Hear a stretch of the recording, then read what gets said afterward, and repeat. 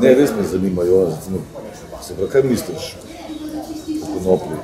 Ne zdaj, o kajenju, marihuane, če konoplji, zakaj je taka, v čem je fora, da je taka fama? Recimo, enim ljudem pomaga, so bolani tam.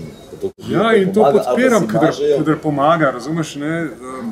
In sem za, seveda se mi zdi čisto noro, da se to kao ne bi smeli. Sploh mi je čisto načelno bilo, vedno sem to govoril, veš, ko sem še kadil marihuano, pa sem nehal pred kakšnim letom, ker sem pretiraval. Aha, misliš, da je v tem fora, da začne človek izkoriščati, kot ti rečemo, ok, en šnopček na dan, ne pa en liter, kaj?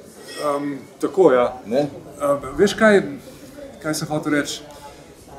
En argument v prid konoplje, ne? Recimo, zaradi marihuane, ne, tudi, če govorimo o kajenju, ne, zaradi tega blagega mamila ni razpadla še nobena slovenska družina. Vsaj jaz ne vem za njo. Zaradi alkohola pa že marsikatera, ne. A veš, ampak alkohol je benti, imamo industrijo, ne, in se nekako toleriramo, ne. Ne bi niti primeril z alkoholom, zato ker alkohol je dovoljen, ne, zbrav, ona ni dovoljena. Ja, sej, a ni to malo zdaj čudeno, razumeš? On ni dovoljena v smislu, ker ni dovoljen heroin. Ja, sej, seveda, ampak je ne moreš dajati v isti koš s heroinom. Ker meni se zdi to sporno, da se daje to v isti koš kot heroin. Ne sme se dajati v isti koš z heroinom. Sploh ne, če nekomu nuca to. Bolj se sprašujem, zakaj se alkohol ne daje v isti koš z heroinom.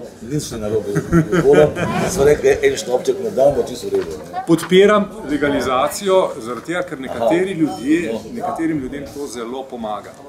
In se mi zdi, res zaradi neke, kaj pa vem, zaradi neke politike ali kaj takega, da se to kar prepove.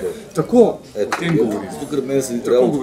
Po drugi strani bi me pa tudi motilo, kadar se pa eni, razumeš, hašišari, veš, skrivajo za tem, ki se to je samo medicinske namene, jaz to me čle nekaj boli, pa se zato zauzemajo za legalizacijo konoplje, zato ker točno vem, da ima doma pašnik, razumeš, pa zasajeno na skrivaj konoplje in razmišlja, da bo ful zaslužil.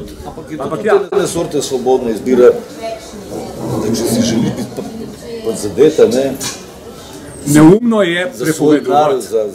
Pametno je ljudi ozavestiti, pametno je ljudi izobražiti, pametno je nasploh vlagati v ljudi in jim potem tudi, se pravi, dobro vzgojiti, jih dobro naučiti, jih dobro zintelektualizirati, ali karkoli hočeš. Švici so s tem tudi uspešni, ne?